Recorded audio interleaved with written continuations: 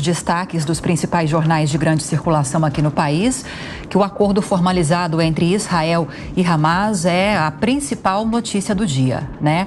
E é nesse contexto que o governo participa hoje da cúpula virtual do G20. Entre os líderes que participam dessa reunião, está presente o presidente russo Vladimir Putin, que não compareceu nos últimos encontros presenciais, pelo menos, do grupo. Luciana Verdolim, vem para cá trazer as informações para a gente. Bom dia para você, boa quarta-feira. Quais são, então, as expectativas para esse encontro? Bom dia, Lívia. Bom dia, Colombo. Bom dia a todos. Olha, todos os encontros internacionais, apesar de terem assuntos diversos, acabam caindo no conflito entre Israel e o Hamas. E com o G20 não deve ser diferente, deve ter um momento de debate dessa questão. Vale lembrar que ainda tem, né, apesar de ter sido relegada a segundo plano, ainda tem o conflito envolvendo a Rússia com a Ucrânia. A expectativa da presença do presidente Vladimir Putin nesse encontro virtual, segundo integrantes aqui do governo federal, é extremamente importante, levando-se em consideração, inclusive, que o Brasil vai assumir a presidência do G20 a partir do mês de dezembro, a partir de 1º de dezembro. Então, deve ser a última reunião comandada pela Índia. Depois vem a África do Sul como presidente, né, para comandar os encontros do G20. Encontro que deve discutir, além dos conflitos armados, a necessidade também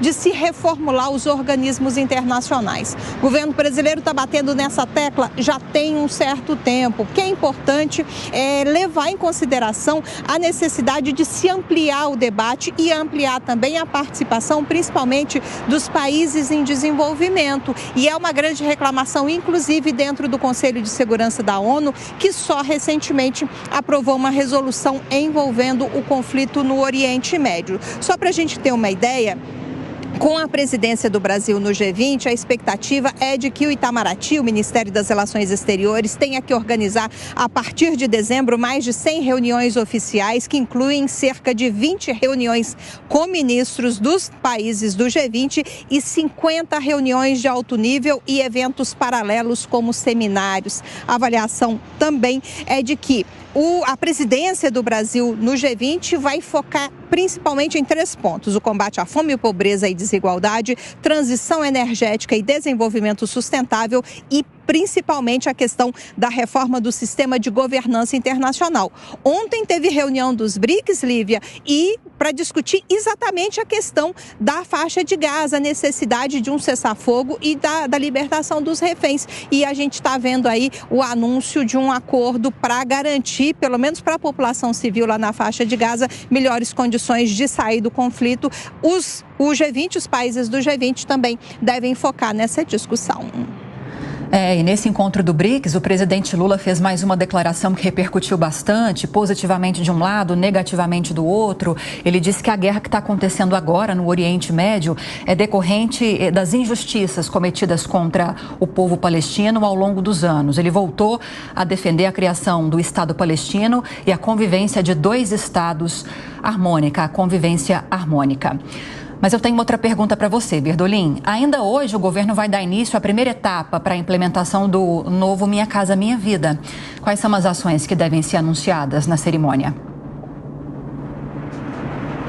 Hoje começa a seleção para a faixa 1 do Minha Casa Minha Vida, aquela faixa da menor limitação de renda, né? Que são pessoas que ganham até R$ 2.640 por mês, 2 salários mínimos. O governo está reformulando Minha Casa Minha Vida, está entregando algumas obras que não tinham sido entregues pela administração anterior, anunciou recentemente que beneficiários do Bolsa Família e também do BPC, daquele programa de prestação continuada, são pessoas com deficiência, baixa renda, idosos, que eles não precisam pagar prestações do Minha Casa Minha Vida. A avaliação que se faz do que o próprio presidente Lula tem cobrado é uma reformulação do programa para beneficiar, sim, os mais pobres, mas levando em consideração também a necessidade de financiamento da casa própria para a classe média brasileira. Por isso, o presidente tem defendido que é preciso também oferecer